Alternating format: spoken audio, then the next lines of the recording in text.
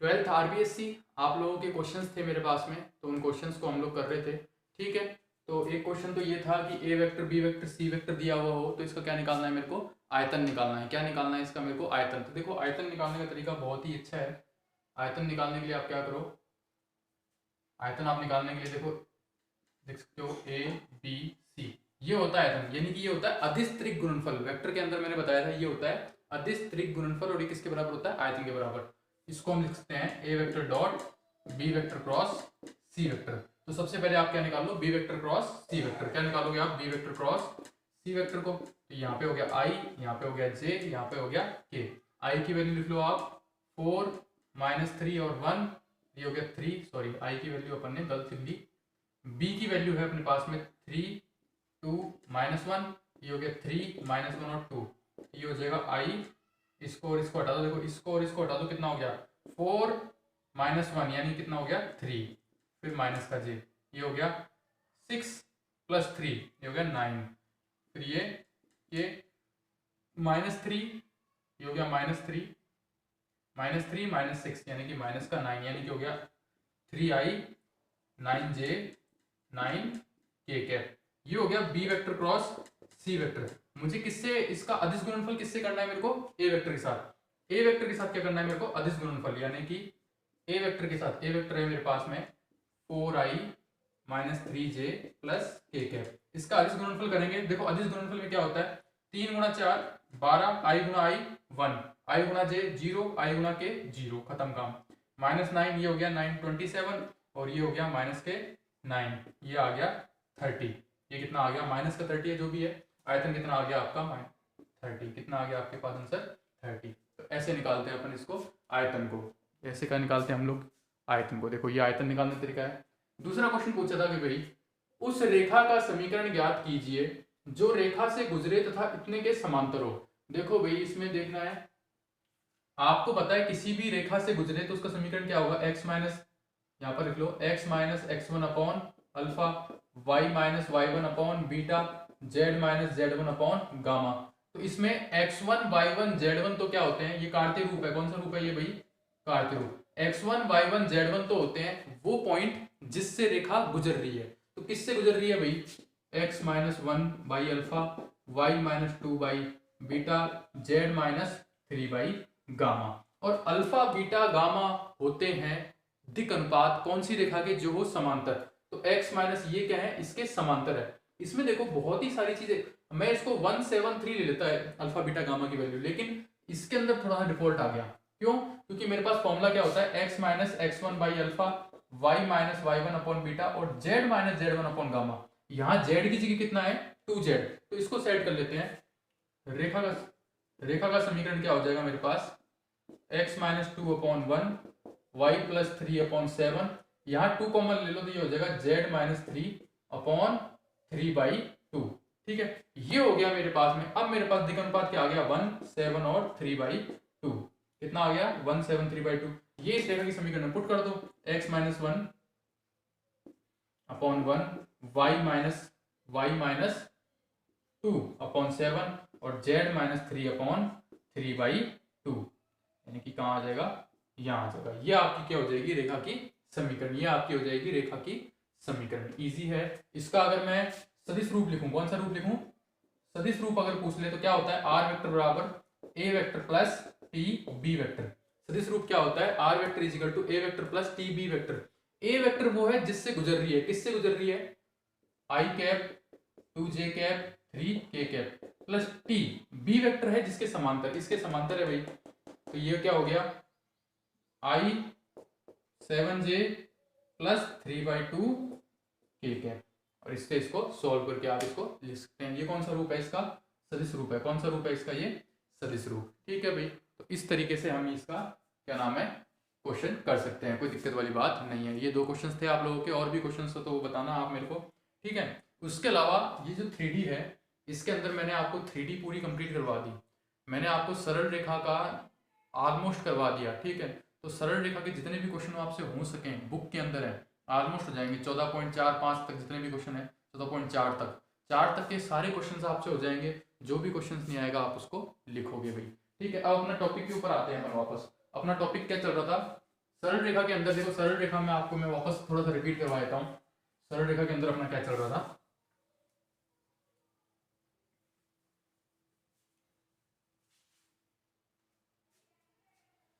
सरल रेखा के अंदर मैं बताऊं, सरल रेखा की एक बिंदु रूप बता देता हूं मैं।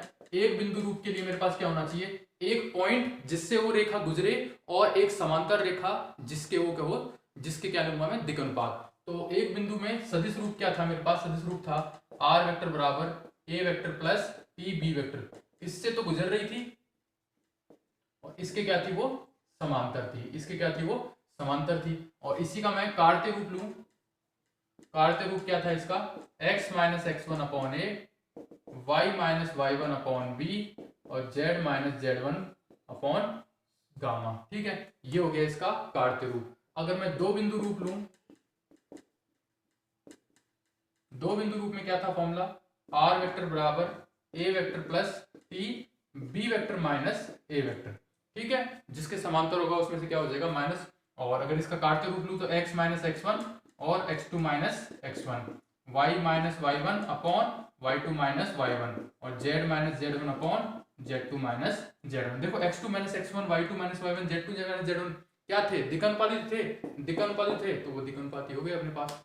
ठीक है, और उसके अलावा व्यापक बिंदु क्या होता है, व्यापक बिंदु होता है भाई, मान लो ये अल्फा बराबर इसके मतलब लेमडा मान लो, तो ये हो जाएगा lambda alpha plus X one, lambda beta plus Y one, lambda gamma plus Z one. ये क्या हो गया, व्यापक बिंदु। व्यापक बिंदु का मतलब ये रेखा यहां से लेकर यहां तक है, तो इसके ऊपर कहीं पे भी वो पॉइंट रख दो, वो पॉइंट इसके ऊपर कहीं पे भी रख दो, वो इसके ऊपर क्या होगा, स्थित होगा, उसे हम बोलेंगे इसके व्यापक बिंदु। अब मैं देख रहा हूं दो रेखाओं के मध्य कोण, दो रेखाओं के मध्य कोण का फॉर्मूला देखो, मैंने उसके अंदर कराया था दो रेखाओं के मध्य कोण का फॉर्मूला, अब इसमें बताए थे वापस, इसमें मैं सदिश रूप बताऊंगा। तो दो रेखाओं के मध्य कोण, ठीक है, दो रेखाओं के मध्य कोण की बात करें तो एक तो रेखा है R1, क्या है, A1 plus T B1 vector. ठीक है, और एक रेखा है R2, A2 plus T B2 vector.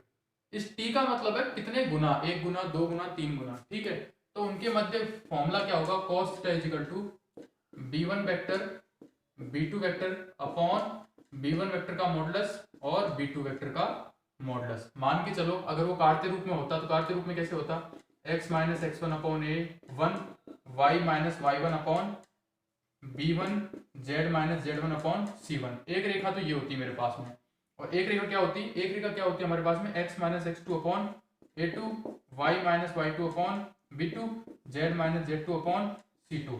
तो इनके मध्य कोण कैसे निकल के आएगा, इनके मध्य कोण निकल के आने का फॉर्मूला क्या हो जाएगा, cos theta is equal to, क्या बताया था मैंने, A1 A2 B1 B2 C1 C2 upon root के अंदर A1 square B1 square C1 square, फिर रूट के अंदर A2 स्क्वायर B2 स्क्वायर और C2 स्क्वायर। ये निकल के आएगा इनके मध्य कोण का फॉर्मूला। अब इनके मध्य कोण के ऊपर क्वेश्चंस किस टाइप के आते हैं वो देखते हैं अपन इसके ऊपर। ठीक है, तो ये हो गया इन दोनों रेखाओं के मध्य कोण का सदिश रूप और काढ़ते रूप बता दिया मैंने। अब क्वेश्चन देख लेते हैं अपन एक।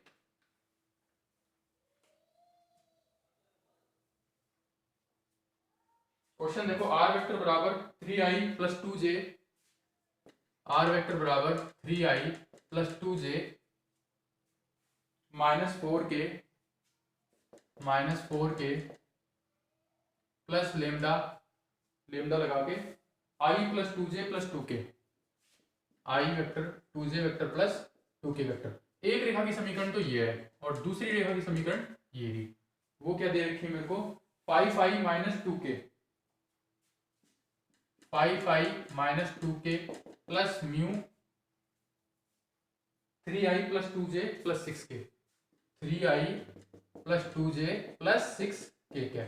ये दो रेखाएं हैं, इनके मध्य मेरे को क्या निकालना है, कोण निकालना है। ये दो रेखाएं दी हुई हैं, इनके बीच में क्या निकालना है मेरे को, कोण निकालना है। दो तरीका बताऊंगा आपको, आप सदिश रूप में करना चाहो सदिश रूप में कर लो, आप काढ़ते रूप में करना चाहो काढ़ते रूप में कर लो।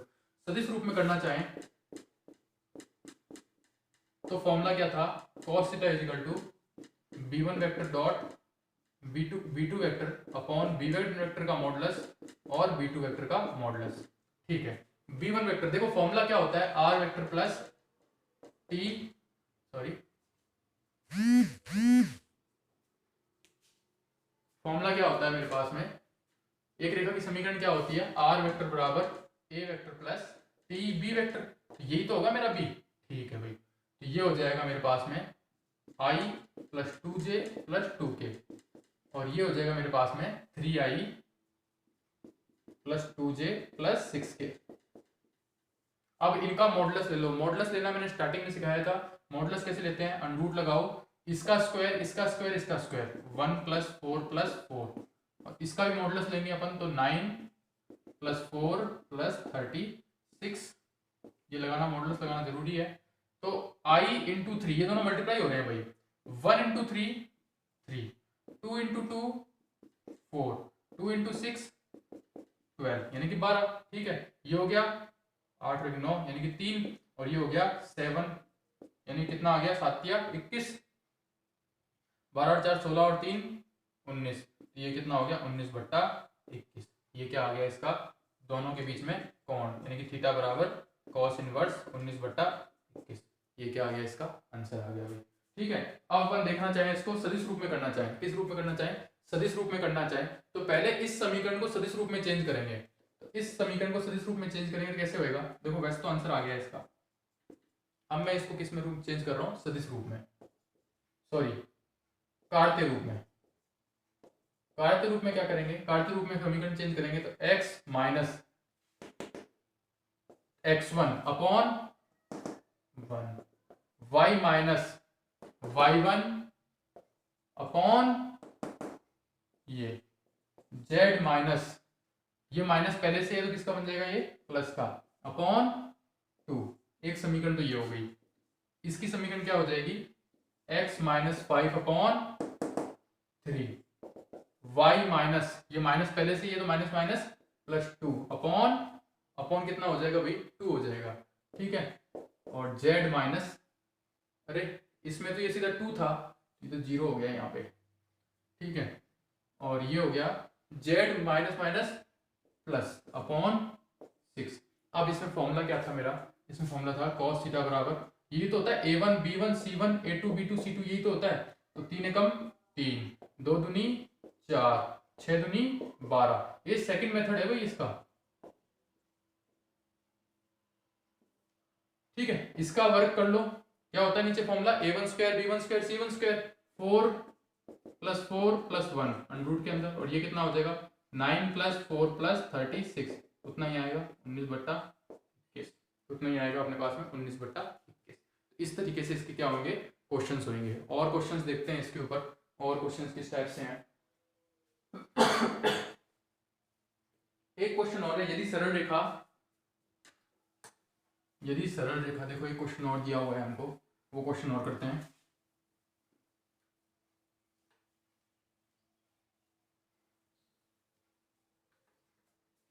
क्या क्वेश्चन है, यदि सरल रेखा x minus 1 upon minus 3, y minus 2 upon 2k और z माइनस 3 अपॉन 2 तथा x माइनस 1 अपॉन 3k, देखो लिख लेते हैं सरल रेखा का समीकरण, x minus 1 upon minus 3, y minus 2 upon 2k और z माइनस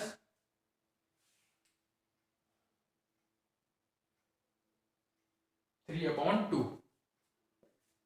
एक तो ये रेखा दी हुई है, और एक रेखा दी हुई है x minus 1 upon 3k, x minus 1 upon 3k, y minus 5 upon 1 और z minus 6 upon 5, y minus क्या था भूल गया, y माइनस 5 अपॉन 1 और z माइनस 6 अपॉन कितना था, ये z माइनस 6 अपॉन माइनस 5 था। एक रेखा तो है मेरे पास में ये L1, एक रेखा दी हुई है मेरे को ये L2। ये बोल रहा है कि सरल रेखा ये और सरल रेखा ये एक दूसरे के क्या है, लंबवत है। ये इसने बोल रखा है कि एक दूसरे के क्या है, ये लंबवत है। तो फाइंड के, किसकी वैल्यू फाइंड करो आप, के की वैल्यू क्या करो, फाइंड करो। सबसे पहले इनके बीच में कोण निकाल लेते हैं। देखो अगर ये दोनों लंबवत हैं उसकी बात बाद में, पहले हम इनके बीच में कोण निकाल लेते हैं। फिर एक लंबवत का मेरे पास क्या लगा देंगे अपन लोग, लंबवत का एक अपने पास एक प्रतिबंध भी था, क्या था, L1 L2 M1 M2 N1 N2 बराबर 0। वो भी लगा सकते हो आप डायरेक्टली इसके अंदर। देखो भाई, तो cos थीटा क्या है, a1 a2 b1 b2 c1 c2, तो -3 इंटू 3k यानी कि माइनस का 9k, 2k into 1 plus 2k, और 2 इंटू 5 यानी कि माइनस का 10 अपॉन ये कितना आएगा 9 प्लस 4k स्क्वायर प्लस 4, और ये कितना आएगा 9k स्क्वायर प्लस 1 प्लस 25, ये आ गया। अगर ये cos 90 है, ये क्या है cos 90, तो जीरो हो जाएगा, जीरो हो जाएगा, तो जिसका हर है वो इधर मल्टीप्लाई होकर क्या हो जाएगा जीरो, देखिए जीरो बराबर 9k, ये कितना बचा भाई ऊपर 9 और 2 कितना बच गया भाई माइनस के 7k माइनस 10, ठीक है, इसके बराबर k बराबर क्या आ जाएगा 7/10, क्या आ जाएगा 7/10, k की वैल्यू क्या आ गई अपने पास 10/7, क्या सॉरी 10/7 उल्टा कर दिया अपन ने, k बराबर क्या आ जाएगा 10/7। इजी क्वेश्चन है। अब एक क्वेश्चन अच्छा ले लेते हैं इसके बाद में, अच्छा क्वेश्चन है भाई, यदि दो सरल रेखाएं, ये देखो अच्छा क्वेश्चन है अपने पास में, ये क्वेश्चन अच्छा है भाई, ये आया हुआ है किसी एग्जाम के अंदर। यदि दो सरल रेखाएं हैं, एक तो दिया हुआ एक दो सरल रेखाएं हैं, जब भी क्वेश्चन सदिश रूप में आ जाएगा तो वो अच्छा बन जाएगा, इंपॉर्टेंट बन जाएगा भाई। तो दो सरल रेखाएं हैं, x बराबर ay प्लस बी, z बराबर cy plus D, cy plus D. एक सरल रेखा तो ये रही और दूसरी सरल रेखा ये रही भाई, x बराबर a dash y plus b dash और z बराबर c dash y plus d dash, c dash y plus d dash. एक सरल रेखा तो ये है, एक सरल रेखा ये है, दो सरल रेखाएं हैं वो एक दूसरे के लंबवत है, लंबवत हैं, ये एक दूसरे के हैं लंबवत हैं, तो ऑप्शन दिए हुए हैं मेरे को, अगर ये लंबवत है तो ऑप्शन दिया हुआ है मेरे को a1 a dash plus b dash plus c बराबर 0, ऑप्शन नंबर 1। ऑप्शन 2 क्या दिया हुआ है मेरे को a dash b dash c dash, c dash है भाई। दूसरा ऑप्शन क्या दिया हुआ है a dash c dash plus 1 बराबर 0, a dash plus c dash plus 1 बराबर 0। तीसरा ऑप्शन क्या दिया हुआ है मेरे को, तीसरा ऑप्शन दिया हुआ है मेरे को a dash b dash c dash बराबर 1, a dash b dash c dash बराबर 1। चौथा ऑप्शन आप कुछ भी मान लो, चौथा ऑप्शन मान लो नन, ठीक है। ये परस्पर लंबवत है, ये क्या है दोनों रेखाएं एक दूसरे के लंबवत है, चौथा ऑप्शन आप मान लो नन ऑफ दीज, ठीक है। ये एक दूसरे के लंबवत है, हमें चेक करना है कि लंबवत हो गया या नहीं होगा, हमें नहीं लंबवत तो दिया हुआ है, हमें चेक करना है कौन सा ऑप्शन इनमें से सही होगा। देखो कंपटीशन का क्वेश्चन है, अच्छा क्वेश्चन है, तो लंबवत अगर होगा तो लंबवत होने के प्रतिबंध निकालने से पहले इसको रेखा बना लेते हैं। देखो L1 जो रेखा दी हुई है, इसको रेखा कैसे बनाएंगे, ये आपको दिया हुआ है x, b को इधर लिया हो x माइनस बी, और a को इसके नीचे लिया हो बराबर y। देखो अभी बना के बिना रेखा का स्वरूप, रेखा का स्वरूप कैसा होता है x minus x1 upon a, y minus y1 upon b, z minus z1 upon c, इस टाइप में होनी चाहिए रेखा, लेकिन ये इस टाइप में अपन इसको बना रहे हैं। इधर देखो ये क्या है z minus D upon c बराबर y, देखो ये भी बराबर y, ये भी बराबर y, यानी कि आपस में क्या होंगे बराबर होंगे, यानी कैसे हो जाएगा x minus B upon a, y upon 1 और z minus D upon c, ये हो जाएगी आपकी L1 रेखा। समझ में आया क्या अच्छे से, x minus B upon a, ये भी y के बराबर है, z minus D upon c, ये भी y के बराबर है, ऐसे ही सेट करना पड़ता है अपन को। तो ये दोनों अगर y के बराबर है तो ऐसे हो जाएगा x minus B upon a, ये इक्वल होगा z minus D upon c, ये भी इक्वल होगा y, ये तीनों आपस में क्या हो गए इक्वल, इसको बोलते हैं असमीका। क्या बोलते हैं हम असमीका। इसी प्रकार से L2 रेखा की बात करें तो उसमें देखो, उसमें भी डैश ही है, सेम टू सेम बात है, x minus a dash upon a, y upon 1 और z माइनस डी डैश है क्या, हाँ D dash upon c dash कहाँ रह गया अपना, हाँ ये रहा c डैश। अब ये दोनों रेखाएं अगर लंबवत है तो लंबवत होने का प्रतिबंध क्या था L1 L2 M1 M2 N1 N2 equal to 0, यानी कि क्या हो जाएगा M1 M2, ये a डैश है अभी, ये कैसे हो रहा है a डैश ये है, ठीक है। तो ठीक है क्या होगा A1 A2 B1 B2 C1 C2 बराबर 0, यही तो होगा, यानी कि ये कौन सा ऑप्शन है, A dash B B dash A dash plus 1 plus C dash, ये ऑप्शन क्या हो जाएगा आपका सही, ये ऑप्शन क्या हो जाएगा आपका सही। तो हमने काफी क्वेश्चंस कर लिए हैं दो रेखाओं के बीच में कोण के। अब आप एक छोटा सा इसके अंदर नोट लगा लो भाई, छोटा सा क्या लगा लो इसके बीच में, नोट लगा लो। वो नोट क्या है, लिख लो उस नोट को, और इंपॉर्टेंट नोट है भाई, वो लगा लेते हैं अपन नोट इसके अंदर अब एक, ठीक है। इसके अंदर नोट ये लगा लो भाई, एक बिंदु ए डैश से गुजरती है तो सरल रेखा, एक बिंदु ए डैश से गुजरने वाली, एक बिंदु ए डैश से गुजरने वाली, देखो बिंदु दिया हुआ है मेरे को, इससे गुजरने वाली, देखो ये बिंदु दिया हुआ है, इससे गुजरने वाली सरल रेखा का समीकरण, किसका समीकरण, सरल रेखा का समीकरण, जो कि इससे गुजरने वाली सरल रेखा का समीकरण जो कि दी गई सरल रेखा, दी गई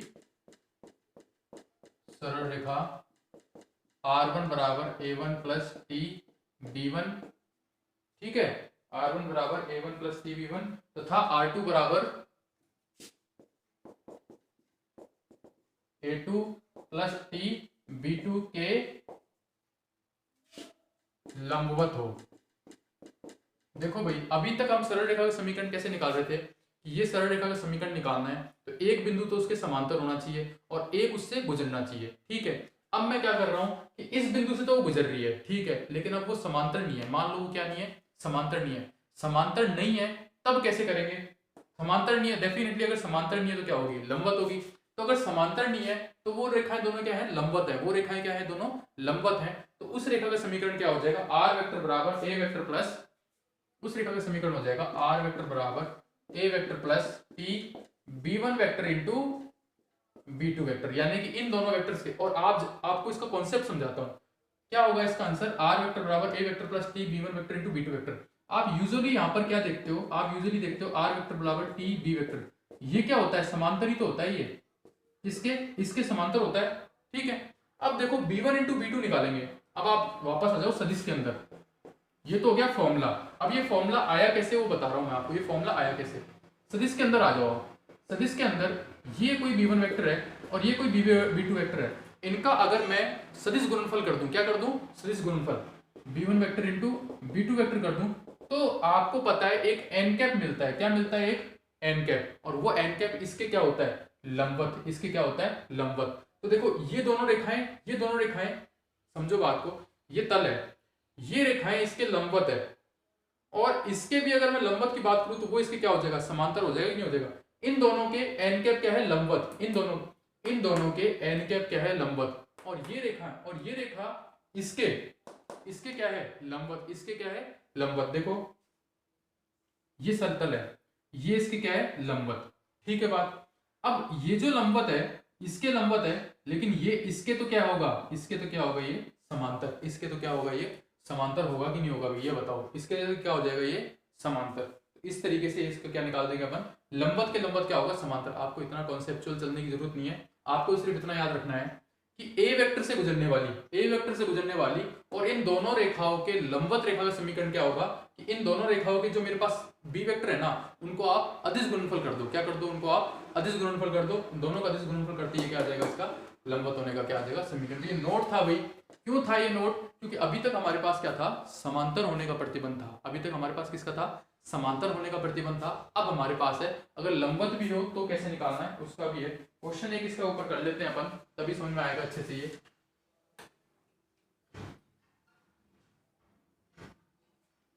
क्वेश्चन क्या है अपने पास इसका, कि एक बिंदु है 1 0 -1, बिंदु ए 1 0 -1 से गुजरने वाली सरल रेखा की समीकरण। आप लिख लो क्वेश्चन, बिंदु ए 1 0 -1 से गुजरने वाली सरल रेखा का समीकरण ज्ञात करो, जो कि सरल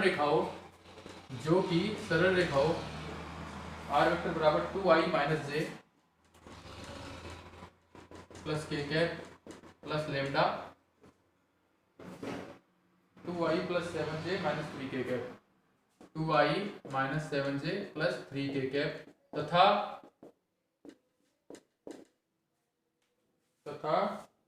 3i minus j plus 3k, 3i minus j plus 3k plus lambda 2 मान लो इसको, ठीक है, म्यू मान लो,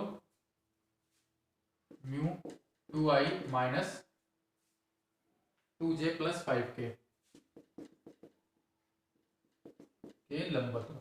क्वेश्चन में रिपीट कर देता हूं कि बिंदु a 1 0 माइनस 1 से गुजरने वाली सरल रेखा की क्या ज्ञात करो, समीकरण ज्ञात करो। 1 0 माइनस 1 से गुजरने वाली सरल रेखा की क्या ज्ञात करो, आप समीकरण ज्ञात करो जिसके अंदर जो कि इस रेखा और इस रेखा की क्या हो, लंबवत हो, इस रेखा और इस रेखा की क्या हो, लंबवत हो। समीकरण क्या होगा, आर वेक्टर बराबर A vector plus T into B one vector into B two vector, यही तो होगा। तो सबसे पहले आपको निकालना पड़ेगा b1 vector into b2 vector, तो आप लिख लो i j k, cross multiply ऐसे ही करते हैं, i j k लिख लो, i का सदिश ये रहा 2, j का सदिश ये रहा, k का 3, इसका ये रहा 2, इसका ये रहा माइनस का 2, इसका ये रहा 5। इसको सॉल्व कैसे करेंगे, i लिख लो, i लिखा तो i का रो और i का कॉलम आपने दबा लिया हाथ से, इसको आपस में क्या करो मल्टीप्लाई, 7 पंजे 35, किसका है, माइनस का, फिर साइन किसका लगाओ, माइनस का, ठीक है, क्या बचा 3 दूनी 6, लेकिन पहले से माइनस है तो माइनस माइनस प्लस, फिर यहाँ पे क्या आएगा ऑलवेज माइनस। अब आप जे का रो और कॉलम क्या कर लो, दबा लो, क्या बचेगा आपके पास, 5 दूनी 10, फिर माइनस 3 दूनी 6 प्लस के कैप, ये दबा लो आप दोनों, के कैप की ये के कैप का और ये दबा लो आप, तो आपके पास क्या बचेगा -4 और माइनस साइन सबके बीच में आएगा +14 +14, ठीक है, ये कितना हो जाएगा 5 और इधर गया तो 29 आई कैप, ये हो जाएगा माइनस का 4 जे कैप और ये हो जाएगा प्लस का 10 के कैप। अब फॉर्मूला देख लो, आर वेक्टर बराबर ए वेक्टर ये रहा, आई कैप जे कैप 0 और के कैप क्या है माइनस का के कैप, प्लस यहाँ पे ले लो आप टी कितना है माइनस का 29 आई कैप -4j प्लस 10 के कैप, ये आपका हो जाएगा आंसर। इजी है क्वेश्चन, बहुत इजी है। क्या दिया हुआ है कि एक बिंदु से गुजरने वाले और दो रेखाओं के लंबवत रेखा का समीकरण, और किसी के समांतर हो तो समांतर निकालो, बहुत इजी है, आर वेक्टर बराबर ए प्लस टी बी वेक्टर, बहुत ही इजी पड़ जाता है समांतर होने के लिए, ठीक है, तो इजी क्वेश्चन है। अब अगला टॉपिक अपने पास आ गया लंबपाद के निर्देशांक। लंबपाद क्या होता है वो बताया तो आपको मैं, लंबपाद के निर्देशांक निकालना, लंब की लंबाई से सरल रेखा की प्रतिबिंब याद करना, ये बहुत लंबा टॉपिक है, तो इसको अपन नेक्स्ट उसमें वीडियो में करेंगे, लंबपाद की लंबाई वाला। एक लास्ट टॉपिक बचा है ये, इसको लास्ट वाले नेक्स्ट वीडियो में करेंगे अपन, ठीक है। तो ये आरबीएससी आप लोग क्वेश्चंस करो भाई, बुक के जितने भी क्वेश्चन है सारे क्वेश्चंस करो, ठीक है, थैंक यू।